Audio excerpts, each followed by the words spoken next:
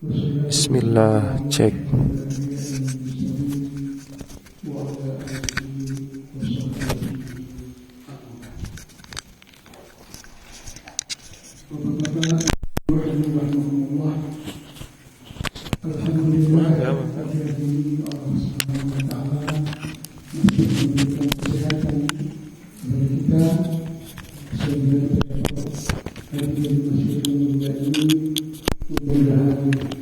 Kehadiran kita di masjid ini mendapatkan pahala besar dari Allah Subhanahu wa Ta'ala. Amin. Salawat serta salam mudah-mudahan dilimpahkan kepada Nabi Muhammad Sallallahu Alaihi Wasallam, keluarganya, sahabat-sahabatnya, sampai dengan kita semua. Bapak-bapak yang hormati, sesungguhnya saya sudah menyiapkan fokus pada pagi hari ini, tetapi Pak Saiful ternyata tidak hadir sehingga layarnya tidak bisa kita tampilkan. Mohon maaf. Kumaha ada nampak. Alhamdulillah, mudah-mudahan sehat semuanya. Begitu juga demikian. Saya akan menyampaikan tentang hadis-hadis Rasulullah SAW, terutama yang sudah saya share di grup WA kita pada awal-awal kita mengadakan pengajian online dulu. Pada hari ini saya akan menyampaikan hadis yang saya share pada hari ke-18. Jadi kalau ibu-ibu, bapak-bapak membawa HP boleh dibuka di WA kita hadis yang ke-18 tentang masjid. Saya baca saja, nanti akan kita jelaskan apa makna dari hadis ini. Rasulullah Sallallahu Alaihi Wasallam bersabda, An Abi Hurairah radhiyallahu anhu, Anin Nabi Sallallahu Alaihi Wasallam. Hadis ini berasal dari Abu Hurairah radhiyallahu anhu, dari Nabi Muhammad Sallallahu Alaihi Wasallam.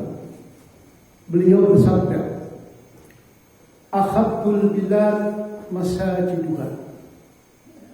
Tempat yang paling dicintai oleh Allah adalah masajiduha, masjid-masjidnya.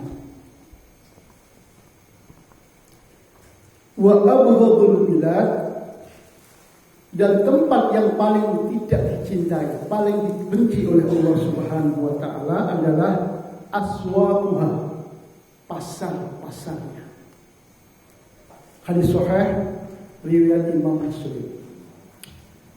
Bapak-bapak yang saya hormati,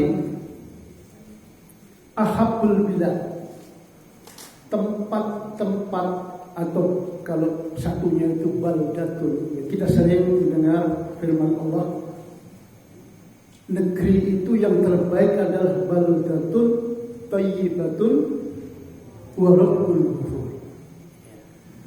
Baldah itu negeri atau tempat, thayyibun atau thayyibatun yang baik, wa rabbul ghafur, dan Allah mengampuni tempat itu. Jadi Indonesia ini kalau dikelola sesuai dengan perintah Allah dan Rasulnya, insya Allah akan menjadi baldatun thayyibatun wa rabbul ghafur, negeri yang baik, yang diridhoi oleh Allah, dan Allah mengampuni penduduknya. Indonesia. Cuma sayang sampai sekarang masih banyak korupsi, masih banyak KKN dan lain-lain, sehingga Allah belum menurunkan negeri Indonesia ini dengan sebutan baldatun thayyibatun wa rabbul ghafur. Bilad itu jamak dari baldatun atau baldat, artinya tempat-tempat.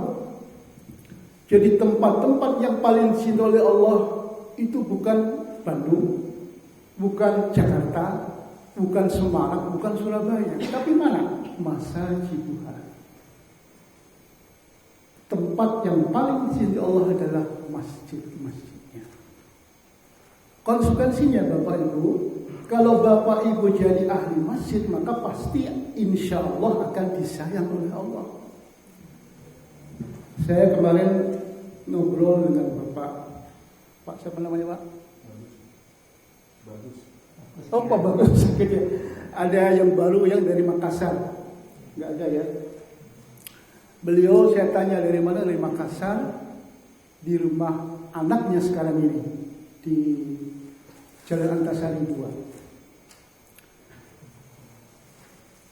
Ketika datang ke Bandung, apa yang ditanyakan oleh beliau ini? Apakah di sana dekat masjid enggak rumah kamu? Satu. Yang kedua kata beliau, apakah dekat pasar enggak? Jadi pasar dan masjid ditanyakan oleh bapak. Saya pulang namanya ya, yang sudah suka sholat sholat kalau syuruk ya, sholat syuruk di sini. Orang taat beribadah kepada Allah Subhanahu wa taala. Luar biasa pertanyaan ini menurut saya. Kenapa? Kok dari Makassar ke Bandung yang ditanyakan masjid? Satu. Yang kedua pasar. Pertanyaan ini mengingatkan saya kepada kisah bagaimana dahulu Rasulullah SAW membangun masjid yang pertama. Masjid apa Bu yang pertama kali dibangun oleh Rasulullah di Madinah? Wah bagus ya. Surprise ini.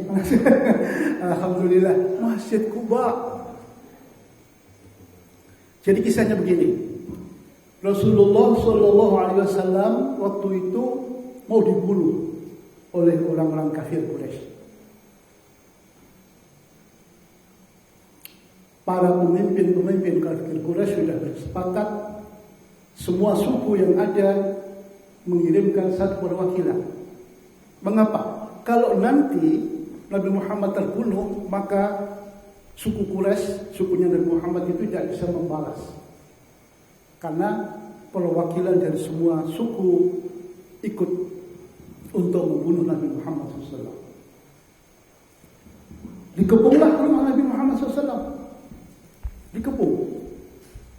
Tetapi sebelum kejadian itu terjadi, Allah Subhanahu wa taala memerintahkan malaikat Jibril untuk memberitahu bahwa Nabi Muhammad SAW akan dibunuh pada waktu itu. Maka Rasulullah SAW memerintahkan Ali bin Abi Thalib untuk tidur di tempat tidur Rasulullah SAW di Makkah waktu itu. Maka Abu Bakar dan Nabi Muhammad SAW menyelinap keluar. Orang-orang kafir Quraisy mau membunuh Muhammad, ternyata yang tidur di situ bukan Nabi Muhammad SAW. Itulah awal mula hijrah dari Mekah ke Madinah. Setelah dicari tidak ketemu, maka diadakanlah sayembara, akan diberikan sekian puluh ekor unta siapa saja yang bisa menangkap Nabi Muhammad hidup atau mati.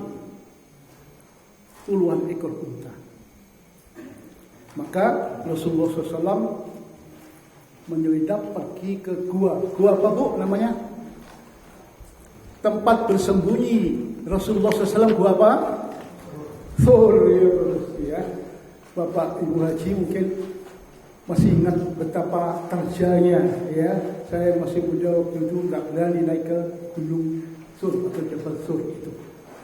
Kalau tempat menerima wahyu, gua apa? Kira apa betul ya. Tapi ini namanya Gua Thur. Rasulullah SAW pada waktu itu bersembunyi di dalamnya. Dan kita tahu di dalam kisah yang diceritakan dalam tarikh, waktu itu orang-orang kafir sudah ada di depan Gua Thur.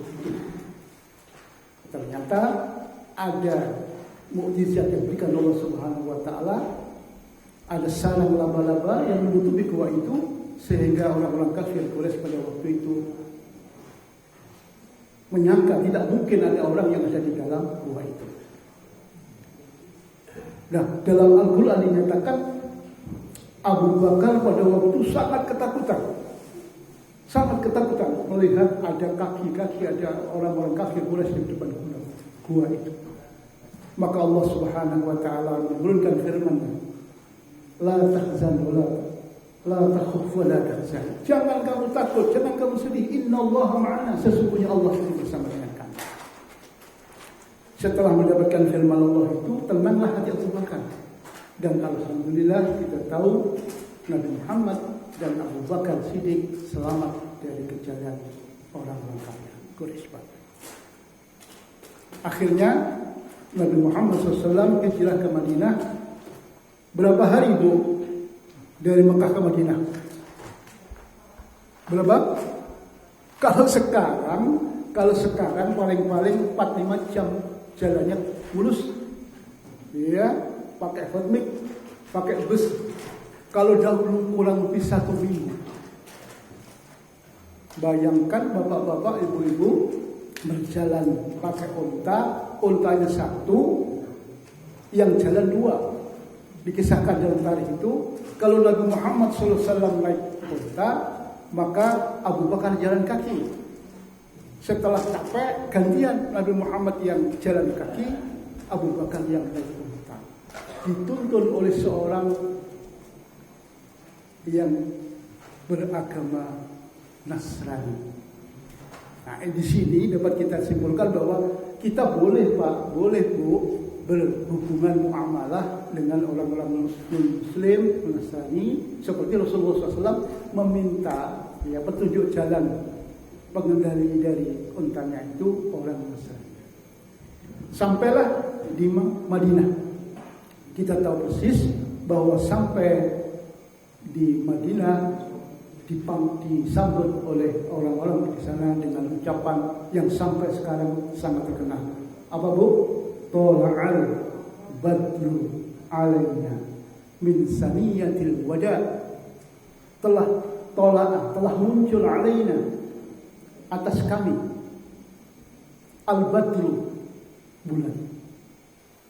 Jadi Rasulullah SAW disambut luar biasa oleh orang Madinah dengan ucapan Al-Badru sudah nampak. Al-Badru itu bulan. Senang sekali mereka.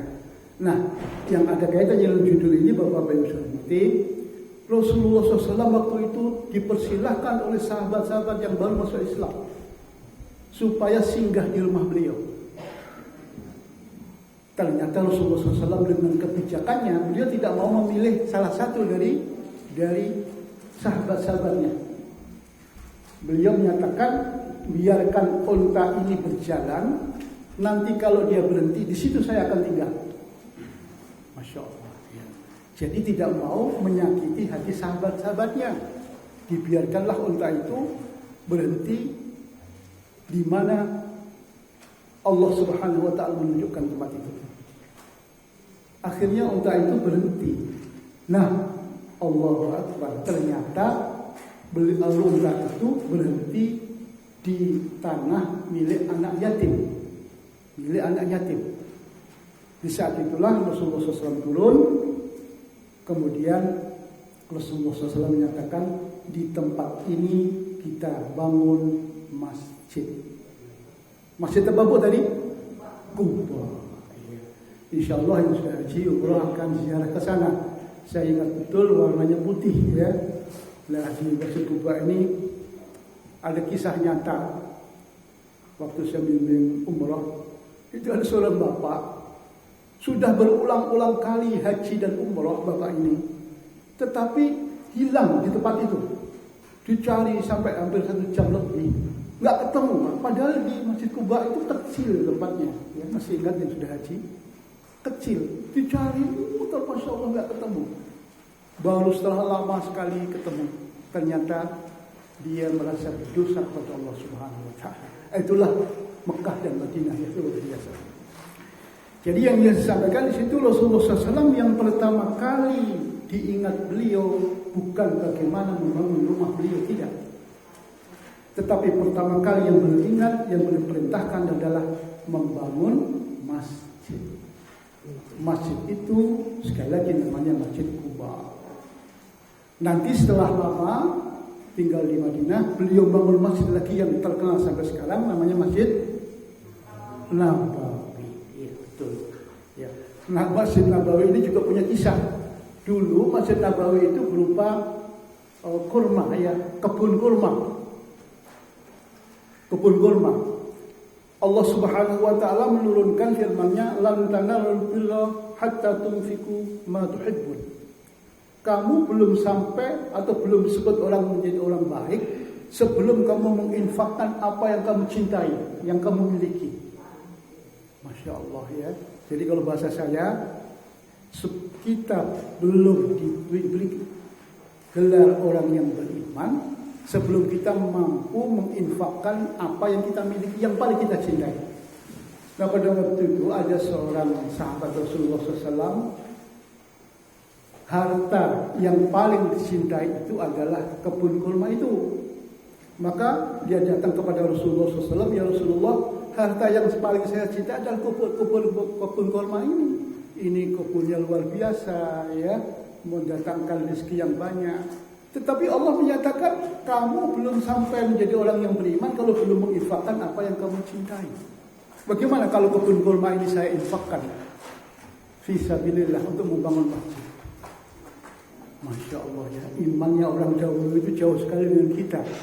Harta yang paling dicintai adalah kebun kurma, tapi harta itulah yang diinfakkan fisabilillah untuk membangun masjid.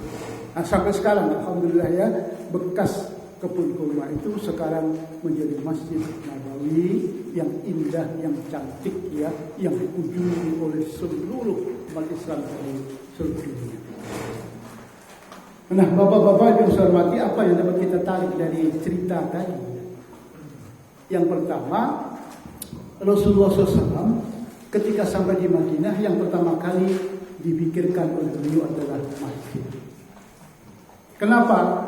Karena masjid itulah, kalau zaman sekarang itu pusat segala kegiatan umat Islam pada waktu itu. Masjid itu tempat ngaji, tempat sholat berjamaah, tempat memutuskan perang dan lain-lain. Di masjid itu sebagai markas yang utama pada zaman itu. Oleh karena itu, salah satu dari sabda Rasulullah SAW adalah ahabbul bilad masajiduha. Tempat yang paling dicintai oleh Allah adalah masjidnya. Jadi kalau begitu, kalau ibu-ibu sekarang ada di masjid, insya Allah dicintai oleh Allah enggak? Amin, insya Allah. Begitu juga bapak-bapak. Suatu hari Rasulullah SAW pernah menyatakan begini, kalau kamu ingin melihat apakah seseorang itu beriman atau tidak, maka lihat saja apakah dia suka ke masjid atau tidak. Kalau dia suka ke masjid, maka insya Allah dia orang yang beriman. Tetapi mungkin, mohon maaf ya, hajinya sudah berapa kali, umrahnya sudah berapa kali, tetapi enggak pernah mau ke masjid, itu belum sempurna iman oleh Allah Subhanahu wa taala. Jadi tanda-tanda atau salah satu tanda orang beriman itu kalau dia suka ke masjid. Nah, ke masjid itu apa? Untuk ibadah, untuk dimakmurkan masjid ini. Di dalam firman Allah berfirman begini, "Innama ya'muru masajidallahi man amana billahi wal yawmil akhir." Sesungguhnya orang yang layak memakmurkan masjid adalah orang yang beriman kepada Allah dan beriman kepada hari akhir. Jadi kalau begitu, ibu-ibu dan bapak-bapak yang sedang memakmurkan masjid ini adalah orang yang layak ya untuk memakmurkan masjid. Sebab dahulu ada masjid yang namanya Masjid Birol. Apa itu, Bu? Masjid Birol, pernah dengar?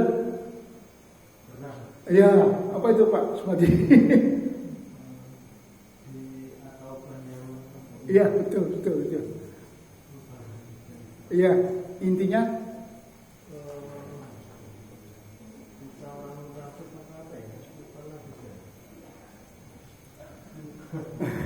betul ya. Jadi dalam surat At-Taubah itu dikisahkan dulu ada masjid yang dibangun bukan karena Allah. Masjid dibangun untuk menghancurkan umat Islam. Pada waktu dibangun itulah Allah Subhanahu wa taala memerintahkan kepada malaikat Jibril untuk memberitahu bahwa masjid yang dibangun itu bukan untuk ibadah kepada Allah Subhanahu wa taala, justru untuk menghancurkan Islam. Maka Rasulullah SAW memerintahkan apa Pak, Bu? Bakar masjid itu. Coba. Kalau zaman sekarang barangkali bagaimana reaksi umat Islam kalau ada masjid yang dibakar? Pasti marah-marah. Tapi dahulu justru diperintahkan oleh Rasulullah SAW. Masjid Dirar itu dibangun bukan karena untuk memakmurkan atau untuk ibadah kepada Allah, maka diperintahkan dibakar. Akhirnya masjid itu dibakar oleh umat Islam. Ya, Masjid Dirar. Nah, oleh karena itu bapak-bapak yang saya hormati, innama ya'muru masajidallah man amana billah wal yawmil akhir. Orang yang berhak, yang layak memakmurkan masjid adalah orang yang beriman pada Allah dan beriman kepada hari akhir. Nah, kalau kita tarik kepada masjid kita, mudah-mudahan masjid kita bukan masjid Dirar. Alhamdulillah min dzalik. Insyaallah masjid kita ini alhamdulillah ya, kita bersyukur pada Allah makmur. Sekarang lebih makmur lagi. Sudah ada kegiatan-kegiatan dan mudah-mudahan semuanya diterima oleh Allah Subhanahu wa taala. Saya mengucapkan syukur laporan saja ya, Pak, Bu. Pada Kamis kemarin Pak Sudiono kenceleng subuh ini 711 ya Pak Sudiono. Alhamdulillah. Rekor ya. Yang dahulu kalau subuh itu tidak ada yang memasukin kenceleng, sekarang ini sudah masuk kenceleng subuh kemarin itu 711. Alhamdulillah. Kemudian Jumat itu dapat 300-400. Sekarang atau Jumat yang kemarin itu berapa Pak? Berapa?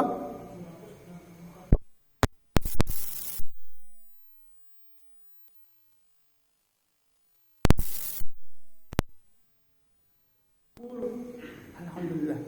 Hatur nuhun bapak-bapak, ibu-ibu ya yang menginfakkan hartanya fi sabilillah. Saya ulang-ulang lagi ya, berapa kali saya sampaikan tapi saya ingatkan kembali, setiap subuh, setiap pagi itu ada 2 malaikat yang turun. Pertama malaikat mendoakan kepada orang yang sedekah, berapapun Pak, berapapun Bu, 1.000 boleh, 2.000 boleh. Tapi kemarin ada yang 50, ada yang 100 ya, pernah gitu ya. Alhamdulillah. Itu didoakan oleh malaikat. Yang pertama, apa doanya? Ya Allah, mudah-mudahan kau ganti harta yang dikeluarkan infak sedekah untuk masjid. Didoakan. Diganti di mana? Di dunia dan di akhirat. Kita yakin tidak ada orang yang suka sedekah yang miskin, yang bangkrut, tidak. Pak Lukman ini suka sedekah, datanya makin banyak ya Pak. Alhamdulillah. Alhamdulillah, ini contoh.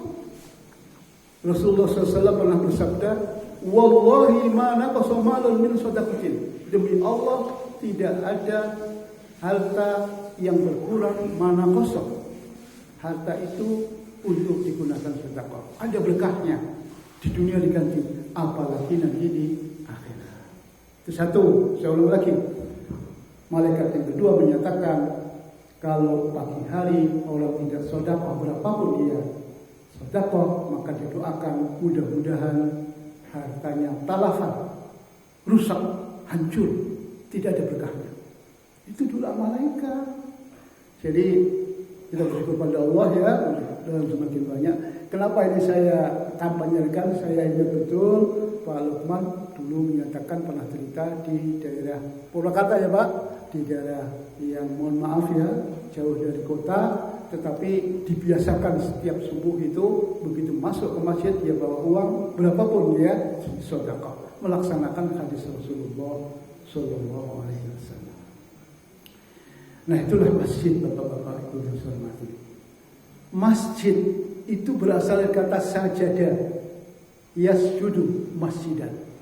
Sajadah fi'il madhi artinya telah sujud, yasjudu sedang sujud atau akan sujud, itu namanya fi'il mudhari, masjidan tempat sujud. Oleh karena itu masjid itu harus digunakan untuk sujud kepada Allah.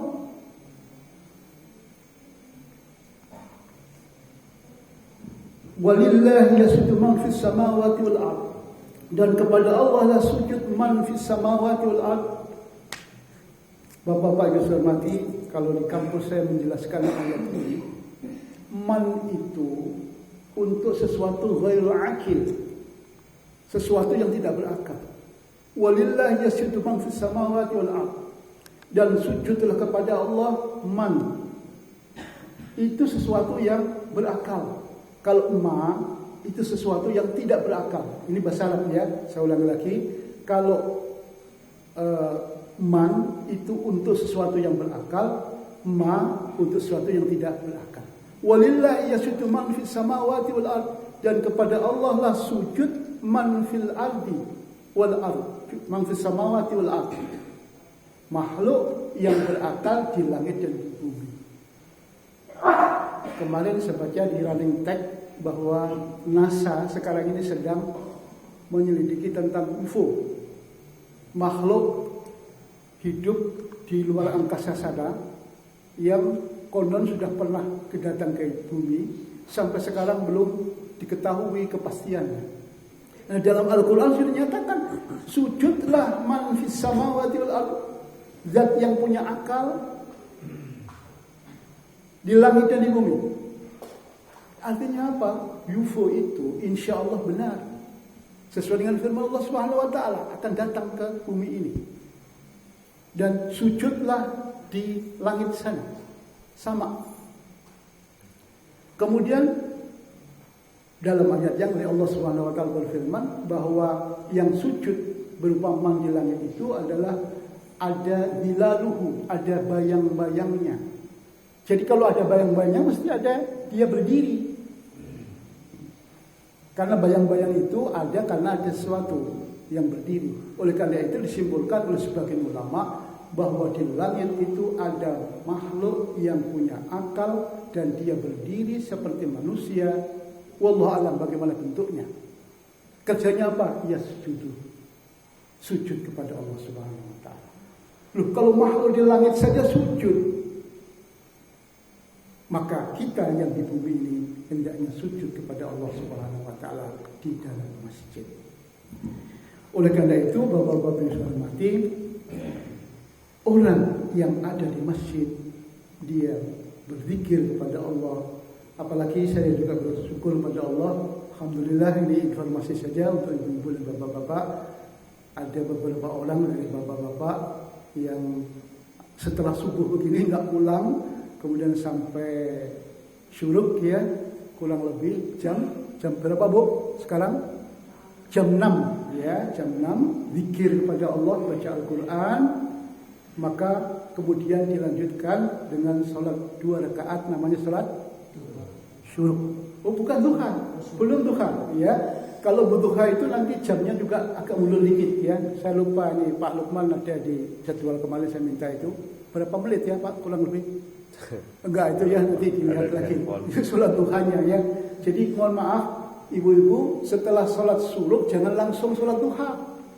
Masih ada waktu jeda ya, sedikit.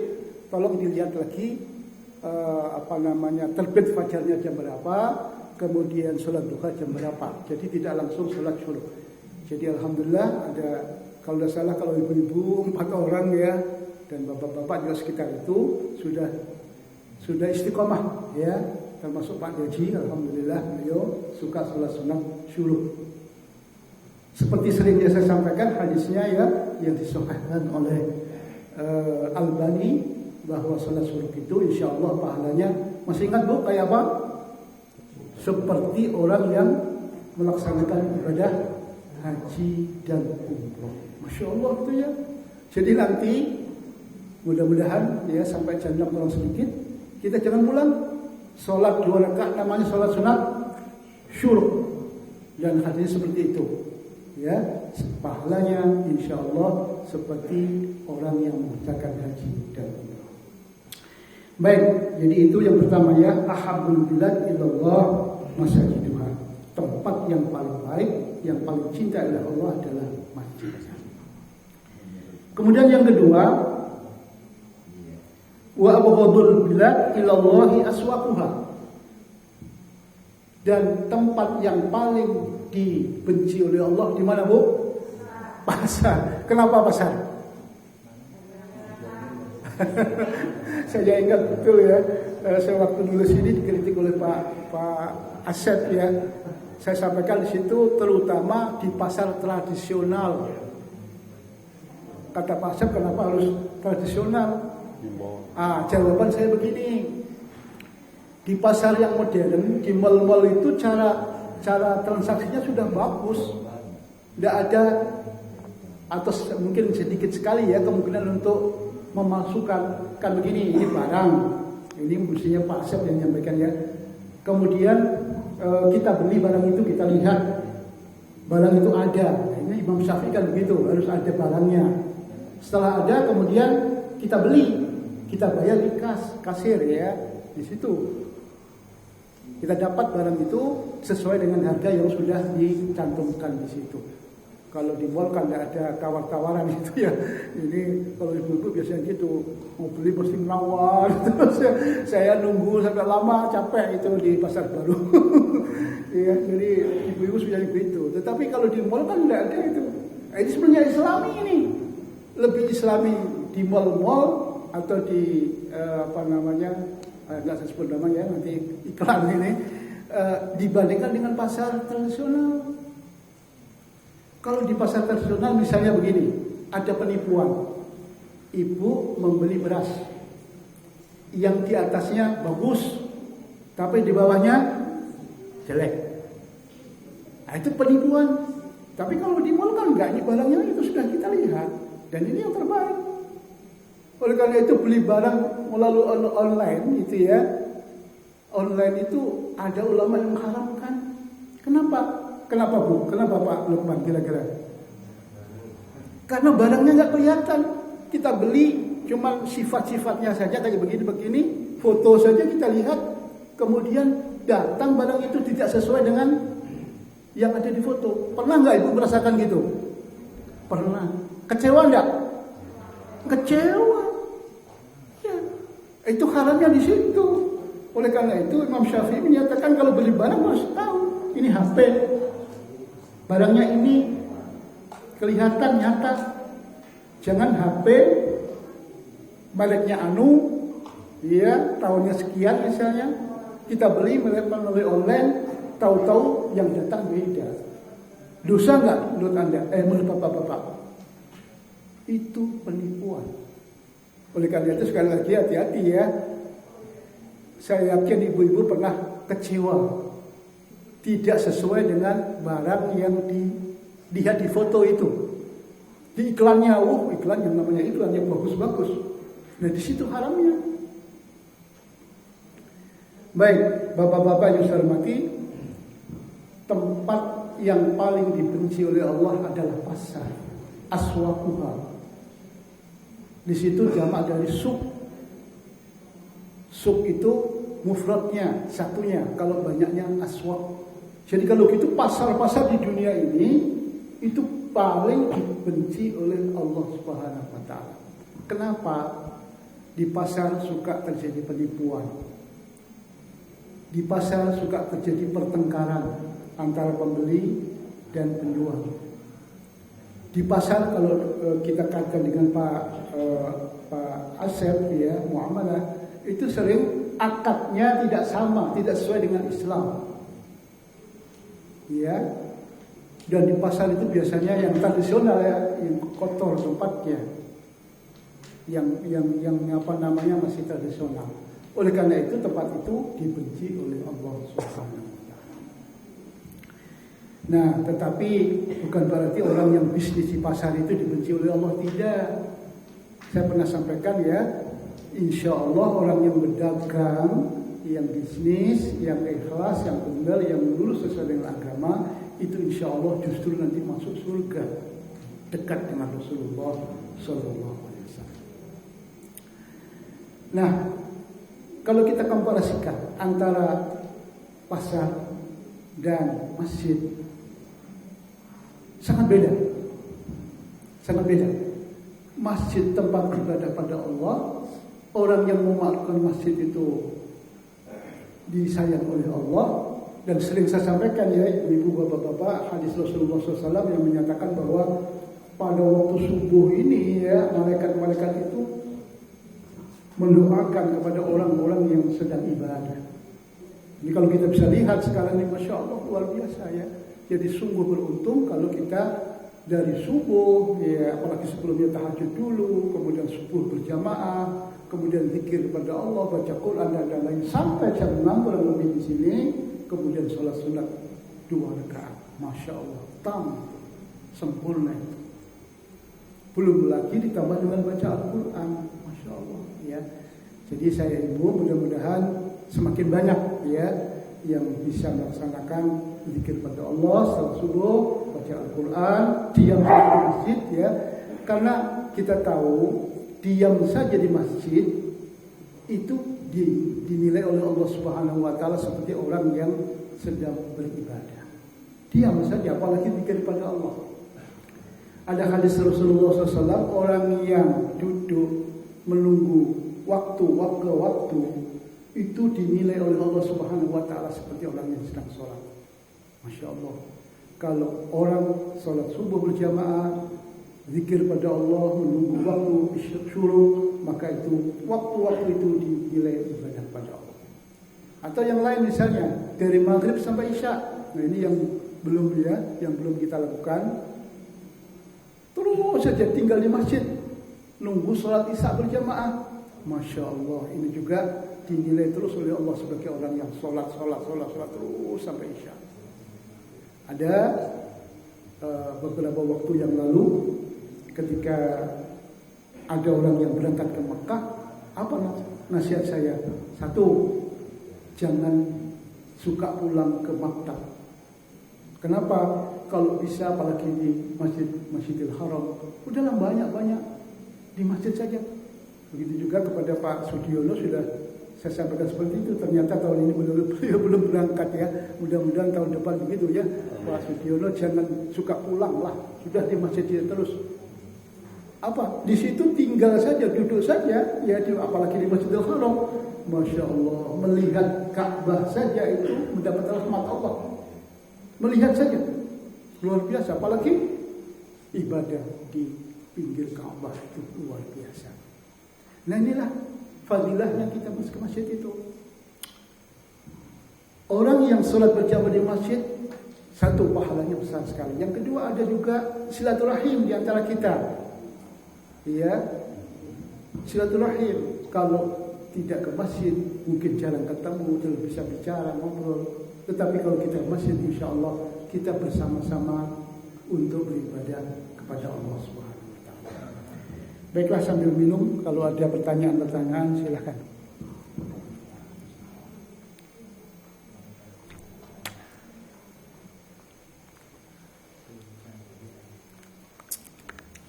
Enggak ada?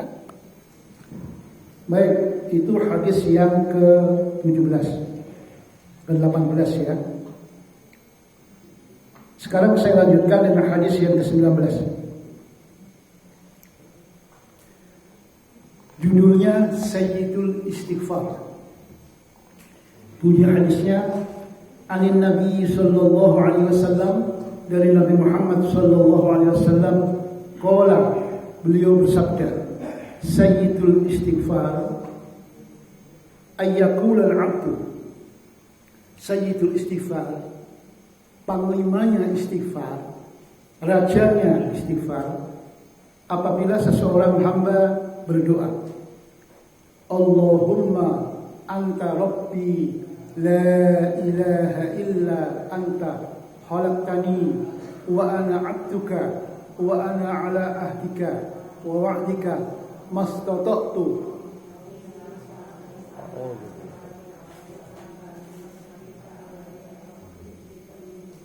Alhamdulillah, ibu-ibu mubalighah semuanya sudah menjadi mahasiswani dini nih. Pengajiannya seminggu berapa kali itu ya? 3 kali atau berapa itu ya? Bu Asep, Pak Gaji dan saya Selasa ya. Jadi kalau jadi doktor itu kurang lebih 2 tahun atau 3 tahun. Ibu sudah puluhan tahun jadi S4, S5. Alhamdulillah. Betul. Jadi itu adalah Sayyidul Istighfar. Selanjutnya ya, man qalaha minan nahar, barang siapa yang mengucapkan sayyidul istighfar minan nahar di siang hari, mukminan biha, dan dia iman betul, yakin betul dengan sayyidul istighfar itu, famata, kemudian dia meninggal dunia, miyaumihi, dari hari itu, maksudnya di siang hari itu dia baca sayyidul istighfar dengan yakin betul sayyidul istighfar itu. Dia baca, dia hayati, ya maknanya. Famata, kemudian dia meninggal di siang hari itu. Fahuwa min ahli jannah, maka dia termasuk ahli surga. Masya Allah ya.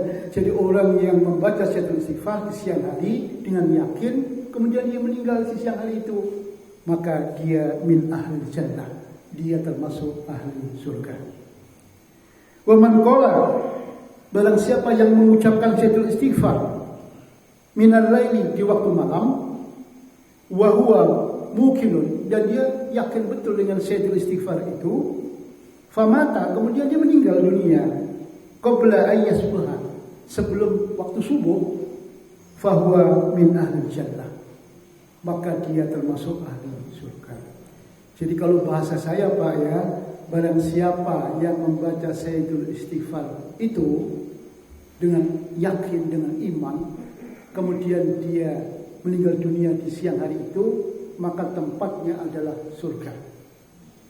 Begitu juga barang siapa yang membaca sayyidul istighfar di malam hari dan dia yakin betul dengan sayyidul istighfar itu, kemudian meninggal dunia, fahuwa fil jannah, maka dia berada di dalam surga.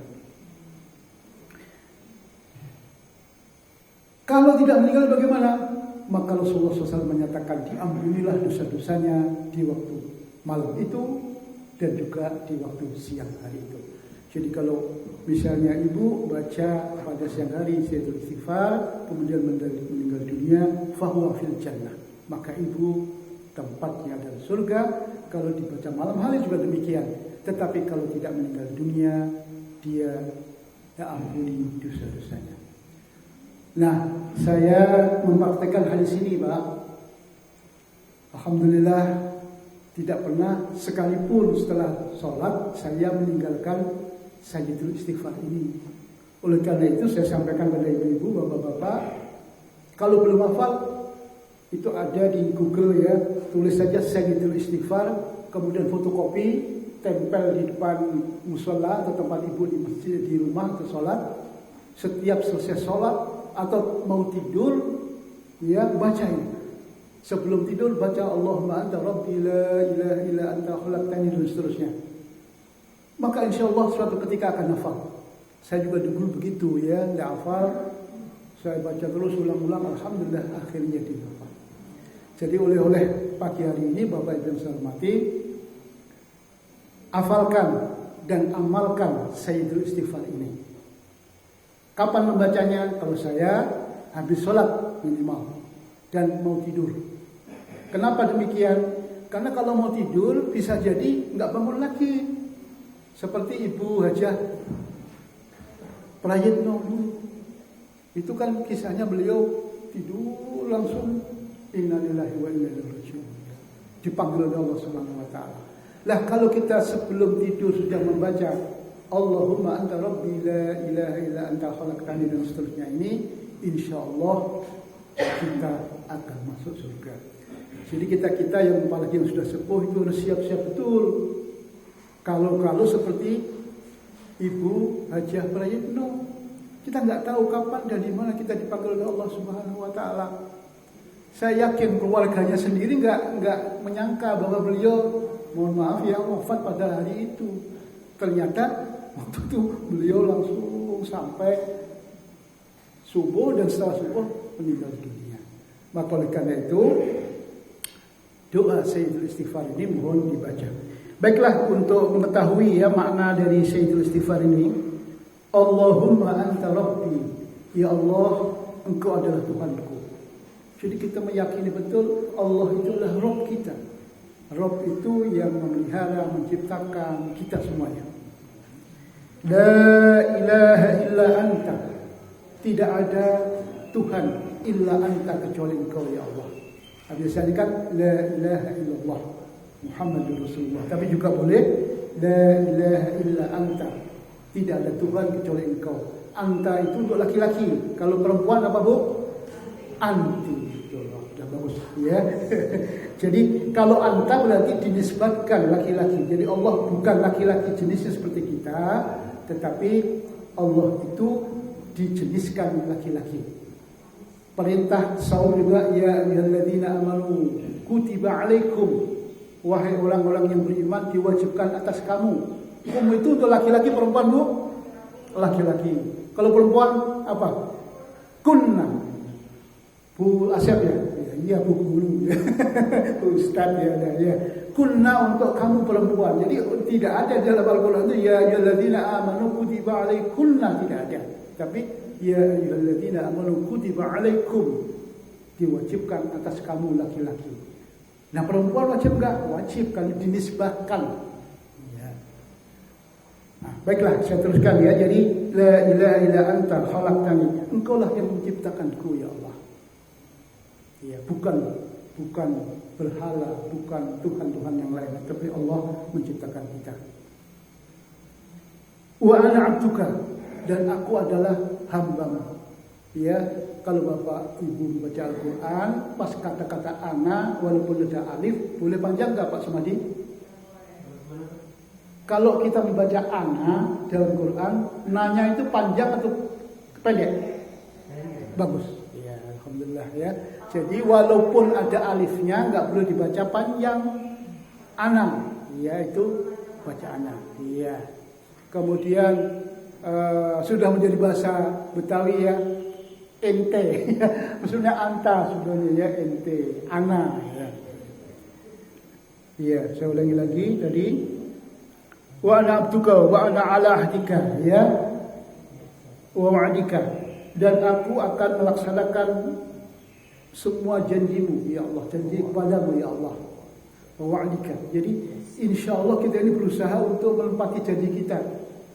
Inna solati wa nusuki wa mahyaya wa mamati lillahi rabbil alamin. Sesungguhnya solatku, wa nusuki dan ibadahku, wa mahyaya dan hidupku, wa mamati dan matiku lillahi rabbil alamin. Ini semuanya adalah untuk Allah, Tuhan semesta alam. Jadi kita berjanji kepada Allah, hidup, mati, sholat dan semuanya yang kita lakukan ini adalah untuk Allah Subhanahu wa taala. Nah, kita berusaha untuk memenuhi janji itu. Wa ana ala ahdika wa ahdika. Mastata'tu, tapi memenuhi itu sekedar semaksimal kemampuanku ya Allah. Kadang-kadang saya sakit ya Allah, tidak bisa ke masjid. Kadang-kadang saya sakit ya Allah, tapi nggak bisa juga melaksanakan saum. Oh ya, satu lagi, alhamdulillah kita ingat saum ya, ingat saum. Kita juga sudah mengadakan takjil ya, alhamdulillah. Mudah-mudahan semakin hari semakin banyak kita sudah bisa mulai dengan Senin Kamis. Oh iya, ini mumpung ingat saya ya, kita bersyukur pada Allah sudah bisa membangun toilet. Nah, bapak-bapak, ibu-ibu kalau mau menggunakan itu kuncinya di sini, disimpan di sini. Iya, nanti mudah-mudahan kalau ibu-ibu nanti dibuatkan kunci ganda ya, ditaruh di sana sehingga menggunakan toilet yang baru itu bisa dengan kunci yang di situ. Mudah-mudahan ditaruh situ. Kalau bapak-bapak di sini, jadi kalau bapak mau ke toilet yang baru, ambil saja kunci ini kemudian bisa digunakan. Kenapa demikian? Karena kalau nggak dikunci kotor. Kita ingin itu yang toilet yang baru itu bersih ya. Alhamdulillah sampai sekarang itu jadi bersih. Untuk anak-anak sebelah sana ya. Jadi khusus untuk bapak-bapak dan ibu-ibu yang baru itu bersih, dan itu tujuan kita. Dan untuk kalau yang sebelah sana itu digunakan untuk guru-guru ya. Karena bapak ibu guru SMP SMK juga ikut menyumbang waktu itu. Jadi saya ulangi lagi, kalau bapak ibu ingin ke toilet ini ngambil kunci di sini. Baik, saya teruskan lagi sedikit lagi. A'udzubika min syarri ma sana'tu, dan aku berlindung kepadamu ya Allah dari kejahatan, dari kejelekan apa yang aku lakukan. Ya Allah, saya ini banyak mengumpat orang lain, saya banyak berbohong, saya banyak berbuat dosa ya Allah. Aku akui itu ya Allah, dari kejahatan apa yang aku lakukan. Min syarri ma sana'tu abu'u laka bi ni'matika. Yang kedua juga saya akui ya Allah, aku banyak menerima rezeki darimu ya Allah, nikmat yang luar biasa. Mata berapa harganya, mulut berapa harganya, jantung berapa harganya. Masya Allah, tidak ada yang bisa dihitung itu semuanya. Nikmat-nikmat itu kami akui ya Allah.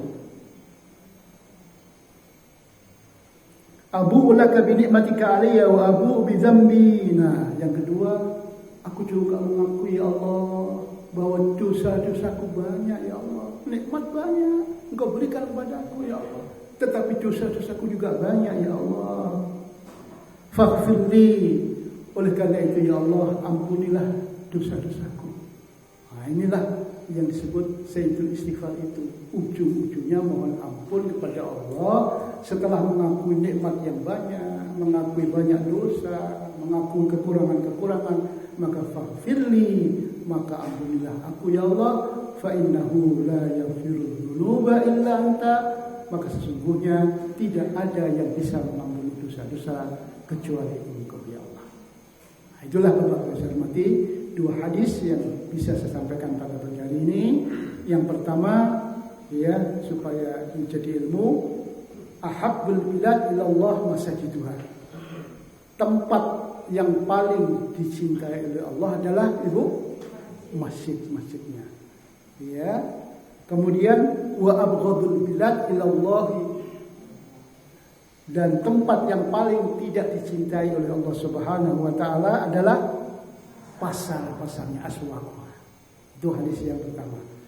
Kemudian yang kedua, hadis tentang Sayyidul Istighfar. Tadi intinya, barang siapa yang membaca Sayyidul Istighfar di siang hari, dia yakin betul dengan Sayyidul Istighfar itu, maka kalau dia meninggal dunia tempatnya surga. Kalau dia tidak meninggal dunia, maka insya Allah dosa-dosanya diampuni oleh Allah. Kemudian kalau malam hari juga demikian, siapa yang baca Sayyidul Istighfar di malam hari, dia yakin betul dengan Sayyidul Istighfar itu, maka kalau dia meninggal dunia, tempatnya adalah surga. Dan apabila tidak meninggal dunia, insya Allah dosa-dosanya diampuni oleh Allah Subhanahu wa taala. Itulah yang dapat saya sampaikan pada hari ini. Sebelum saya tutup dan berdoa pada Allah, kalau ada pertanyaan-pertanyaan, mangga silahkan. Ingin diskusi ya? Mewakili mungkin Pak. Oh boleh, nah gitu maksudnya dia, gitu mangga. Ini terkadang pertanyaan yang sering disampaikan pada beberapa pengajian yang sering ya ada beberapa diikuti. Kita mengenal hadis-hadis yang begitu luar biasa, rahmat Allah memberi pada kita ya. Seperti tadi, jikalau seseorang mengucapkan Sayyidul Istighfar dan dia meyakininya di pagi hari dan meninggal sebelum sore, surga tempatnya. Jika mengucapkannya dan meyakininya malam dan sebelum subuh ternyata meninggal, surga tempatnya. Kemudian juga ada hadis di mana jika setelah sholat, ba'da sholat kita membaca ayat kursi, maka tidak ada penghalang baginya dengan surga kecuali kematiannya. Lalu timbul pertanyaan dari beberapa jamaah dan mungkin juga ada beberapa dari kita yang bertanya demikian. Kok semudah itu? Apa semudah itu Ustaz katanya? Kita melihat orang itu sudah bergelimang dosa, misalkan dulunya dia sudah merasakan begitu banyak kenikmatan dunia, contohnya minum khamr, diskotik dan lain sebagainya. Ketika itu mengamalkan hadis itu, apa kok rasanya, bagi sebagian orang mungkin bilang kok rasanya nggak adil ya, orang itu yang satu udah segala macam udah dia coba, nipu, udah apa segala macam, mencuri mungkin dan sebagainya, dia lakukan sebagainya itu, kemudian dia mengamalkan ini, akhirnya masuk surga, sedangkan yang lain juga kan sebetulnya tidak pernah mencicipi istilahnya perbuatan-perbuatan yang dilarang oleh Allah gitu. Kok apakah semudah itu, Ustaz? Mungkin bisa diberikan nasihat kepada kita semua yang mungkin bisa bermanfaat. Terima kasih Pak Lukman. Jadi intinya ada hadis-hadis yang memberikan mubasyirah, ya, kabar gembira. Siapa yang membaca ini semacam ini, Sayyidul Istighfar, dengan yakin maka masuk surga. Pertanyaannya kok begitu mudah? Ya. Bapak yang saya hormati, tugas Rasul itu ada dua, basyiran wa nadhiran, memberi kabar gembira dan memberi kabar nadhiran. Apa Bu? Yang menakutkan, ancaman-ancaman. Maka kalau kita lihat dalam Al-Quran itu sebenarnya isinya dua saja. Man amila sholihan min dzakarin aw unsa dan seterusnya, misalnya dan lain-lain, itu nanti ujung-ujungnya insyaallah surga tempatnya. Itu namanya basyiran. Begitu juga hadis. Macam tadi ya, orang yang sholat sunat syuruk hanya 2 rakaat, ya, kok pahalanya sama dengan haji dan umrah. Saya terus terang pernah ditanya begitu di radio. Apa jawabannya? Itulah basyiran. Itulah kabar gembira dari Rasulullah, dari Allah Subhanahu wa taala. Tetapi banyak juga ayat-ayat yang nadhiran, memberi kabar yang menakutkan. Misalnya, orang yang tidak sholat itu akan masuk neraka, namanya neraka apa? Sakor. Orang yang suka mengumpat dan mencela itu masuk neraka, namanya neraka wailun likulli humazatin lumazah. Dan neraka itu sangat berat, sangat keras Pak siksaannya, adzabun alim, adzabun syadid. Sangat-sangat pedih siksaannya. Itu namanya nadhir, peringatan, ancaman.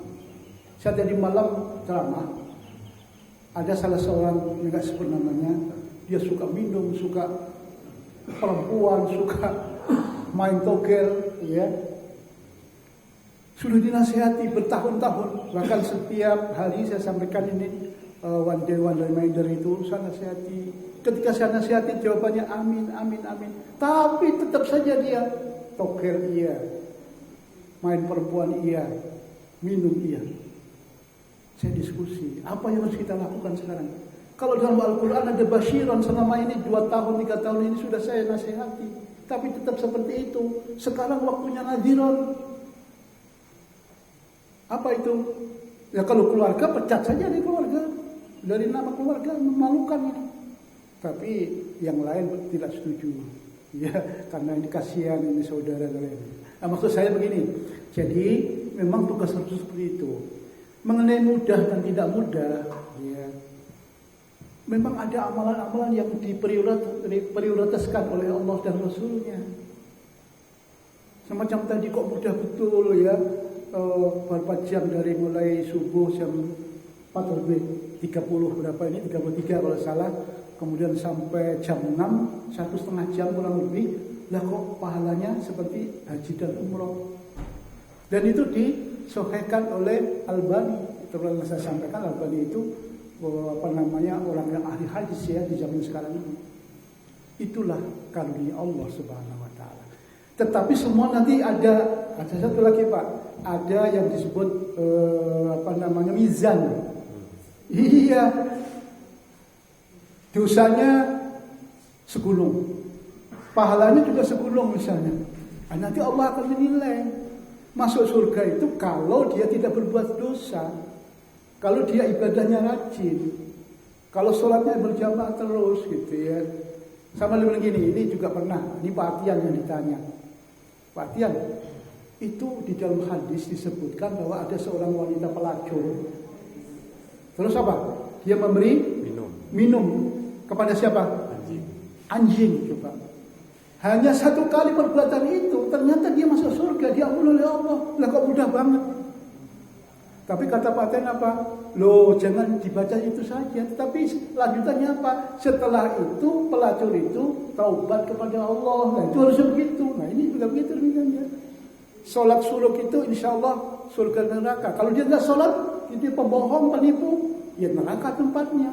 Kan ada balance, ada apa namanya timbangan di situ. Nah, di situ terjemahannya nanti akan ada hisab. Neraka well, orang suka mengumpat. Orang yang suka mengumpat itu nanti di dalam kuburan saja sudah dapat siksaan. Nah, di sisi lain suka sholat suluk, gimana? Ada hisab di sana. Oleh karena itu doa kita adalah mudah-mudahan kita semuanya masuk surga. Amin. Amin. Hanya rahmat Allah lah yang membuat kita masuk surga walaupun kita sudah beramal ibadah yang banyak. Mudah-mudahan Allah Subhanahu wa taala mengampuni dosa kita. Rabbana atina fid dunya hasanah wa fil akhirati hasanah wa qina adzabannar. Subhana rabbika rabbil izzati amma yasifun wa salamun alal mursalin walhamdulillahi rabbil alamin. Terima kasih. Mohon maaf apabila ada kesalahan. Assalamualaikum warahmatullahi wabarakatuh. Waalaikumsalam. Mohon ini sudah punya salah suluk ya, 2 rakaat saja langsung. Terima kasih. Alhamdulillah.